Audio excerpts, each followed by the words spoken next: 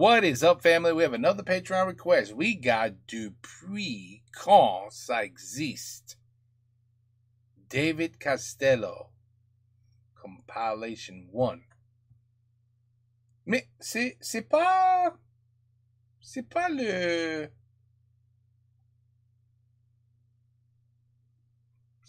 Peut-être pas.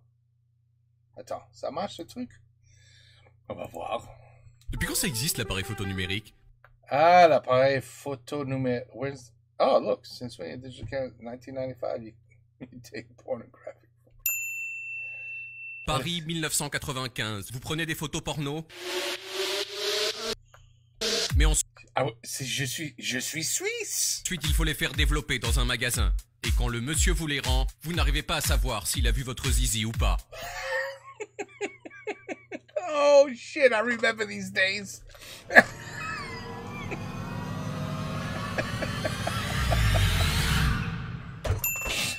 Oui. Heureusement, aujourd'hui, on peut prendre ces photos porno en toute tranquillité. On les voit tout de suite, on peut recommencer quand on rate. Bref, plus rien ne s'oppose à votre imagination. Ça, c'est Fifou. Ça, c'est Mimi. Et ça, c'est Georges, c'est un ami de mon père. Complètement intime, complètement, je sais pas comment dire. Tout ça grâce à l'appareil photo numérique. Mais alors, depuis quand ça existe l'appareil photo numérique? Eh bien, pour le savoir, il faut aller dans une ville de merde, Rochester. Une ville de merde. Ici à Rochester, tout est moche. Ça c'est super moche, dégueu, pourri. Et ça c'est la maison de Steven Sasson qui a inventé l'appareil photo numérique. Bonjour, je m'appelle Steven Sasson et j'ai inventé l'appareil photo numérique. Steven Sasson est né un 4 juillet, comme dans le film. Il fait des études d'ingénieur et à 23 ans, lui et son menton sont embauchés par la société Kodak. Rapidement, Steven entend parler d'un composant électronique nouveau à l'époque, le CCD, qui permet entre autres de transformer de la lumière en charge électrique. Il se dit qu'il y a moyen d'en faire la base d'un appareil photo, alors il fait des dessins super compliqués au crayon à papier, et en décembre 1975, Steven présente le premier appareil photo numérique de l'histoire de l'humanité. Holy mackerel. Oh my god. Look at that. Il a la taille d'un gros grille-pain, une résolution de 0,1 mégapixels et chaque image prend 24 secondes à s'enregistrer sur une cassette magnétique visionnable grâce à une télévision. À l'époque, dans mon rapport, je disais que c'était l'appareil photo du futur. Un appareil qui à terme pourrait révolutionner la façon dont les gens prenaient les photos. Ironie du sort, Kodak, pionnière de la photo numérique grâce à Steven, a fait faillite en 2012, précisément parce qu'elle n'a pas su s'adapter à la révolution numérique. Entre-temps, Steven, lui, est devenu une star, et Barack Obama lui a même remis une médaille. Ah, you remember the Polaroid too? And the picture would come out and you have to go wave it for a little bit. It's coming. It's coming. Not yet.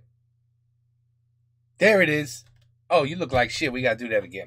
You remember that? Peut-être pour le remercier d'avoir offert au monde la liberté de prendre des photos porno en toute tranquillité. Monsieur Sasson, vous avez conscience que vous avez révolutionné pour toujours le monde de la pornographie faite maison? Je ne pensais pas trop à ça quand je travaillais sur le prototype. Mais c'est vrai que la technologie crée de nouvelles possibilités pour les gens. Après, ce que vous faites avec ces possibilités, c'est votre affaire.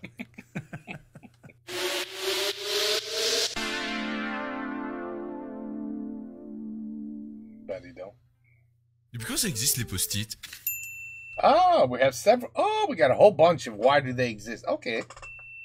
Avant, pour marquer la page de son livre, il fallait faire ça, ou ça, ou ça, et c'était chiant. Heureusement, aujourd'hui, il y a les post-it. Non seulement ça permet de savoir où on en est dans son livre, ça... You just bend the little corner of the page. You just bent it. That's what I did. Et voilà. Très simple. Permet d'étiqueter facilement la nourriture, fromage, viande, soupe au pain, et avec un peu d'imagination, ça permet même de créer du lien social dans l'espace urbain.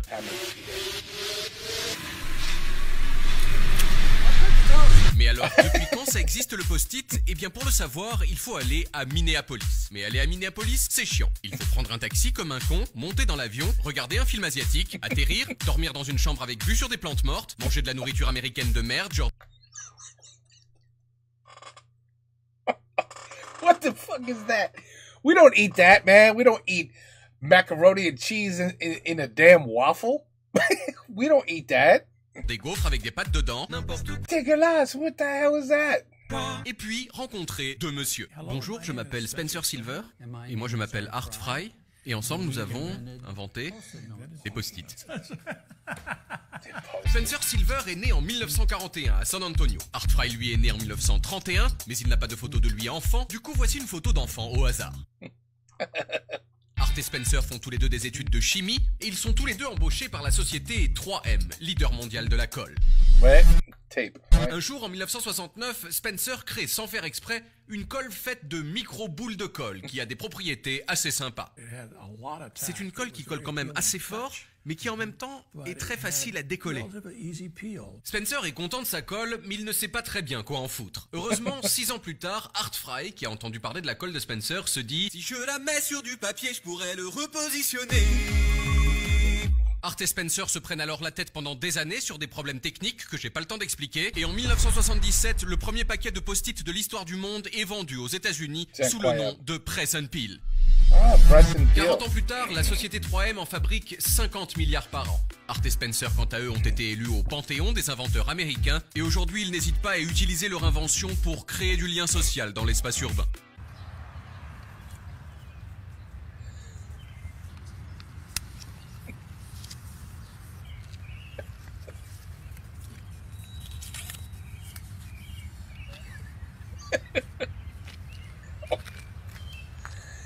You ever see somebody post an entire car? A whole car with post-its. Yeah, it's a lot of work. A lot of work. Okay, now we know who did the post-its. Depuis quand ça existe, l'IPA? De quoi? IPA. C'est quoi ça? Some shitty beer? Les hipsters sont vraiment des gens formidables. Ils ont réussi à rendre cool le fait de s'habiller comme des bouffons. Le monde n'est qu'ironie, j'ai de la distance par rapport à tout. Et du coup, c'est pour ça que tu portes ta chemise boutonnée jusqu'en... Exactement. Ils aiment les vieux tourne-disques parce que franchement, il y a un truc en plus. Tu vois, c'est pas comme sur un CD, tu vois, ça craque, on n'entend pas très bien. Et ça, j'aime bien quand on n'entend pas très bien. J'aime bien quand c'est moins bien, en fait. Et surtout, ils ont une alimentation alternative dont ils sont un C'est peu vrai, fiers. Ils c'est mangent vrai. des trucs que personne d'autre ne mange. On fume ça. Ah non, c'est the wrong plant. Wrong plant. Et puis, ils boivent de l'IPA. L'IPA, c'est une bière. Personne n'en avait entendu parler il y a 10 ans, mais Et aujourd'hui, je aussi ne connais pas. aujourd'hui, c'est la bière cool par excellence qu'on trouve dans tous les bars cool. What? I guess I'm not cool. Bonsoir, vous avez de l'IPA? Bien sûr. Bonsoir, vous avez de l'IPA? Évidemment. Vous avez de l'IPA? Oui. I'm gonna ask the next time I go to a bar, and I guarantee the guy's gonna say, "What the fuck is IPA?" I'll bet you. IPA, ça veut dire India Pale Ale. C'est une bière qui a un goût chelou, souvent beaucoup plus amer que la moyenne, parce qu'elle est pleine d'une plante couleur de weed qu'on appelle le houblon. Elle existe depuis au moins le XVIIIe siècle où elle était servie dans les colonies anglaises et en particulier IPA. en Inde, d'où le nom. Mais elle a été redécouverte dans les années 60 par des Américains qui ont commencé à la fabriquer dans leur garage pour dire fuck à l'industrie agroalimentaire. Hop, je fais ma bière tout seul et je t'emmerde. Mais alors, pourquoi l'IPA est grave à la mode? Eh bien parce que les choses amères, d'une façon générale, sont graves à la mode. On mange plus de roquettes, plus de chocolat ultra amer, 100% sa race, et les ventes d'apérol par exemple ont été multipliées par 75 entre 2010 et 2015. Ok, bah pourquoi les trucs amers sont graves à la mode alors, con? Eh bien selon certains observateurs, c'est en partie parce que inconsciemment, les gens se disent de plus en plus que les choses difficiles à aimer, genre l'amer, sont forcément bonnes pour la santé. Contrairement au sucre par exemple, que tout le monde kiffe, mais qui provoque la laideur et le décès. Personnellement, quand j'ai commencé à aimer l'IPA il y a 6 mois, j'étais heureux car j'avais l'impression d'être devenu cool. Malheureusement, c'était trop tard. Parce qu'il existe aujourd'hui une bière encore plus cool que l'IPA, la bière acide. Moi pour l'instant, je trouve ça encore imbuvable. Mais il paraît que c'est déjà la bière préférée de beaucoup de hipsters. Tu vois, moi j'aime pas trop ça, la bière acide. Non mais justement, c'est parce que t'aimes pas que moi j'aime bien. Parce que ça me rend différent et tu sais bien que être différent c'est mieux. Ah. Bah oui, réfléchir un peu. Think a little. Oh shit. I just realized top right corner. Canal Plus. La sincérité est un leurre. Really? Mais quand même, il y a des trucs plus authentiques que d'autres. Genre, Ouais. tout ce qui est foin. Allez, what's the next one? What is this? Voilà. Maintenant tu sais. Hein? Ouais. Pour les chats sans poil, c'est qu'il faut avoir un chat sans poil. Du coup, pour les besoins de cette chronique, j'ai acheté un chat sans poil. Le voici, il s'appelle Nereus, il a 6 mois et il a coûté 1100 €.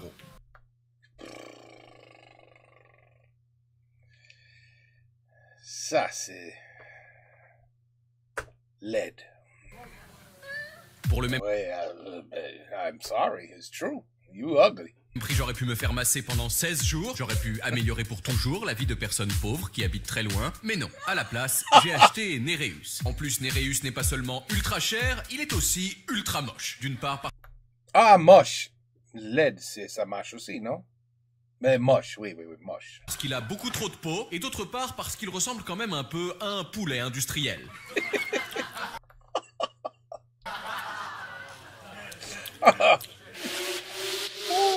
Ou un cochon. Au départ, les chats sans poil, c'était une anomalie génétique, un peu comme les cochons à 6 pattes. Tu vois, c'est très... Mais, même avec 6 pattes, tu vois, cochon. Ou les gorilles Ça, c'est dégueulasse, by the way. albinos. Il y en avait un qui naissait une fois de temps en temps par hasard, mais on pouvait pas en avoir quand on voulait. Aujourd'hui pourtant, c'est une vraie race que plein de gens ultra chic aiment bien parce que c'est chelou et que ce qui est chelou est fashion. La question c'est donc plutôt depuis quand est-ce que les chats sans poil sont une vraie race? Et pour savoir ça, il faut aller au LOF, le livre officiel des origines félines. Un bureau genre open space super normal, mais avec des gens qui font que des trucs sur les chats. Des dossiers sur les chats, des tableaux Excel sur les chats, et puis aussi Aline Noël Garel. Bonjour, je m'appelle Aline Noël Garel et c'est moi qui ai fait reconnaître dans le monde entier la race des chats sans poil qu'on appelle le sphinx. Aline Noël Garel est née le 5 février 1954 à What? Saint-Étienne. Elle devient éleveuse de chats, puis juge de concours de chats. Et un jour, dans les années 80, elle voit l'annonce chelou d'un médecin hollandais qui dit « Moi, j'ai trouvé des chats sans poil. » Aline va les acheter, elle décide de les faire baiser ensemble. Et en 1986, naît Amenophis clone, le chat qui a servi à définir la race des sphinx. Aujourd'hui, les chats sans poil sont à la mode. Mais si vous décidez d'en acheter un, il faut savoir au moins 3 choses. 1. Comme ils n'ont pas de poils, ils ont souvent froid et donc il faut leur mettre des petits pulls de merde. 2. L'été, ils ont tendance à prendre des coups de soleil, du coup il faut leur mettre de la crème. No. Get out of here. Well, you leave the damn cat in the house. That is not an outdoor cat. Et 3. Ils sont victimes du racisme des autres chats. Donc il y a un racisme des chats avec poils contre les chats sans poils. Il y a une sorte de recul, de surprise de la part d'un chat vis-à-vis d'un chat nu. Le sphinx, lui, n'a pas de préjugés envers le chat qui, Pas lui, du a des tout. poils. C'est les autres qui ont un recul face à eux. Nereus est donc triste parce qu'il est victime de racisme. Alors pour lui montrer ma solidarité, j'ai décidé de devenir un petit peu comme lui, en rasant une surface de 40 cm² sur mon torse. Nereus a l'air reconnaissant, probablement parce qu'il sait que tous les deux, à notre façon, nous combattons les préjugés. Oh là là. We have an audience. Depuis quand ça existe le surimi? Avant, quand on voulait manger du crabe, c'était triste parce qu'il fallait tuer un crabe. Or, un crabe, ça ressemble beaucoup à une personne. Heureusement, aujourd'hui, il y a le surimi. Non seulement ça ressemble beaucoup moins à une personne, mais en plus, on peut les ouvrir, mettre du tabac à l'intérieur et rouler ce qu'on appelle un suri-spliff. C'est pas vraiment du surimi, c'est pas vraiment un spliff, c'est ce qu'on appelle dans ma maison un steak de suri-spliff. Yeah, right. Mais Ne fumez pas. alors, depuis quand ça existe le surimi? Eh bien, pour le savoir, il faut d'abord aller à Madrid. I think we call this imitation crab. À Madrid, il y a principalement du gras et du gras, mais il y a aussi un petit hôtel dans lequel a lieu un congrès d'un genre étonnant. Bonjour et bienvenue à la 10e édition du congrès européen du surimi. Pendant 3 jours, des gens venus du monde entier viennent parler des dernières tendances du surimi. The last 2 years, the Spanish market increased very fast. Ils font des dégustations de surimi et même des ateliers de peinture sur surimi.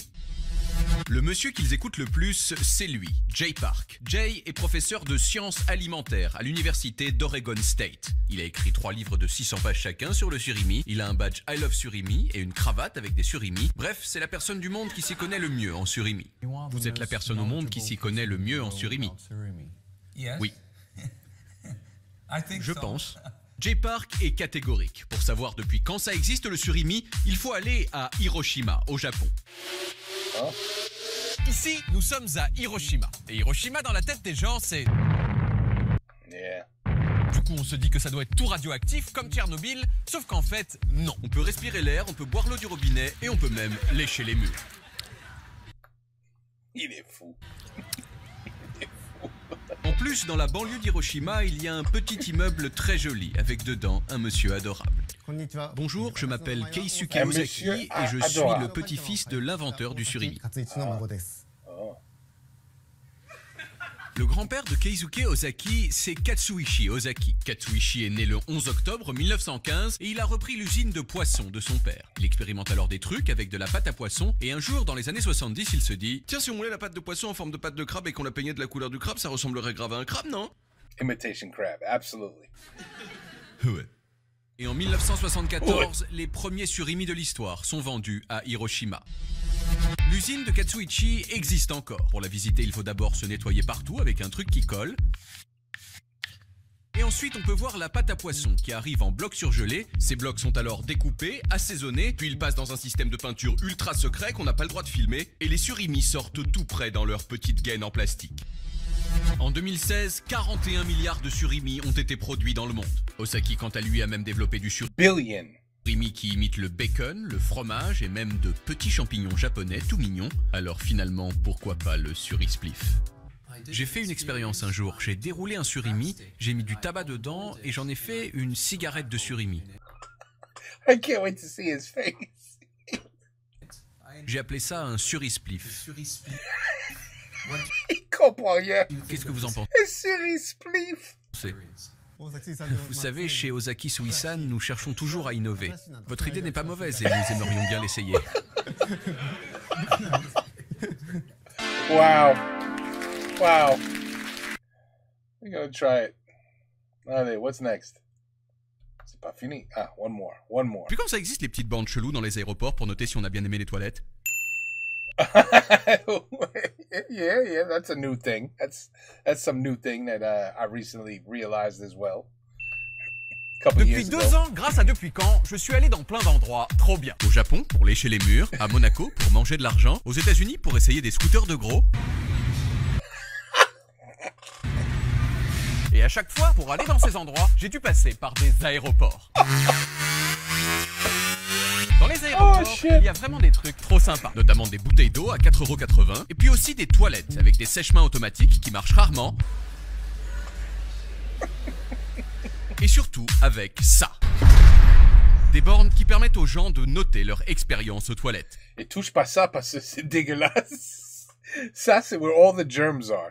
Sur ces boutons. Alors, il faut taper avec your elbow or something. Mais pas ta main sur ça. Because you have to go right back in and rewash your hands. They don't tell you that part. Qu'est-ce que vous en avez pensé? Bah écoutez, j'ai trouvé que l'ambiance était vraiment bonne, il y a eu un petit accrochage au sèche-main, mais rien de grave, et puis sinon, non, atmosphère agréable, satisfait quoi. Des bornes comme ça, il y en a aussi à la sortie de la sécurité. Excellente sécurité. Ou à l'enregistrement des bagages. Et donc, qu'est-ce qui se passe quand je fais, par exemple, ça? Ou ça? Alors quand vous appuyez sur ce bouton, nous avons tous les résultats qui apparaissent sur une tablette. Et donc si on appuie beaucoup sur rouge, là ça apparaît tout rouge. C'est tellement bien que maintenant il y en a aussi dans les magasins de télévision, dans les pharmacies et même dans les supermarchés. Ce supermarché était... I know, sorry. The only place I've ever seen these are in a toilet. In an airport toilet.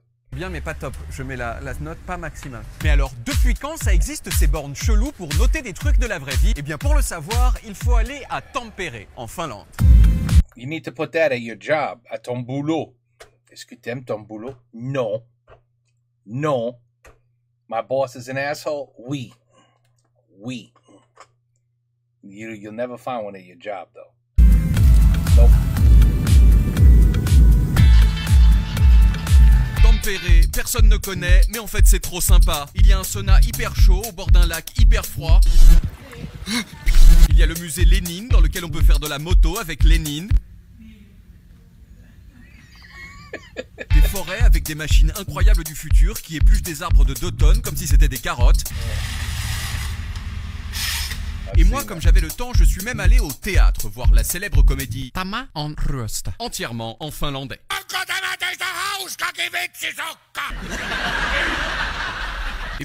You see his face. Puis à Tampere, il y a aussi un petit immeuble en coin dans lequel se trouve le monsieur qui a inventé les bornes pour noter les trucs de la vraie vie. Bonjour, Are je you m'appelle really serious? Heikki Vananen et c'est moi qui ai inventé ces bornes. Heikki Vananen est né le 8 juillet 1980, ce qui m'a un peu énervé parce qu'il a seulement 1 an de plus que moi et qu'il a vachement mieux réussi. Un jour, alors qu'il a 15 ans, Heikki se rend dans un magasin d'ordinateurs. Il veut poser une question à un vendeur, mais il n'y a pas de vendeur. Lorsque j'ai quitté le magasin, je me suis dit, ce serait quand même bien qu'il y ait une sorte de borne qui vous demande si vous êtes satisfait ou pas, et vous permette de donner votre avis rapidement. L'idée prend 12 ans à bien germer dans sa tête, et le 23 novembre 2009 au matin, la première borne pour noter des trucs de la vraie vie est installée dans cette épicerie à Tampere. Le succès des bornes de Heikki s'explique surtout par le fait qu'avant, les entreprises avaient beaucoup de mal à savoir en temps réel ce que pensaient leurs clients. Résultat, elles faisaient des trucs du genre « Donnez votre avis sur notre entreprise et gagnez peut-être un iPad !» Peut-être. Mais ça marchait pas très bien. 9 ans plus tard, les boutons des bornes de Heikki ont été pressés presque 1 milliard de fois. Et il y a plein de concurrents qui font un peu les mêmes. Pour ma part, j'ai eu la chance d'en recevoir une chez moi, ce qui me permet à présent de noter tous les trucs de ma vie. Comme par exemple mes amis,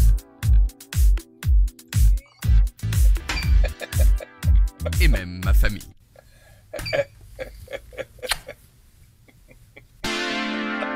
Hey, I love this guy. Oh my God, he's funny. He's a natural. Anyway, he's telling his own video. He's good. He's good. Excellent. Excellent. I was surprised. I didn't know where I was going to get so many different.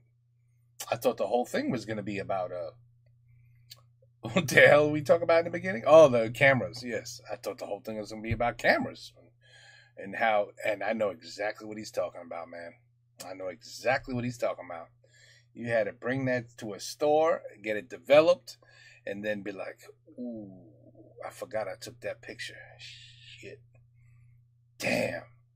I hope they don't. I hope they didn't see it." They always say, no, we didn't see nothing. Yeah, sure. They knew. Anyway, yeah, any video with this guy in it is automatically excellent. Automatic. Automatique excellent. Toujours. Parce que lui, il est dedans le vidéo. La vidéo. Le vidéo. La vidéo. Anyway. Depuis quand ça existe? C'était excellent. I liked it. I would definitely. This was compilation 1. You know what that means. Peut-être. Oh, wait. Before we get excited. C'est Canal. Qu'est-ce qu'il faut sur Canal Plus, celui-là? I don't know. On va voir. We'll see what happens. I can never give you an answer with Canal Plus.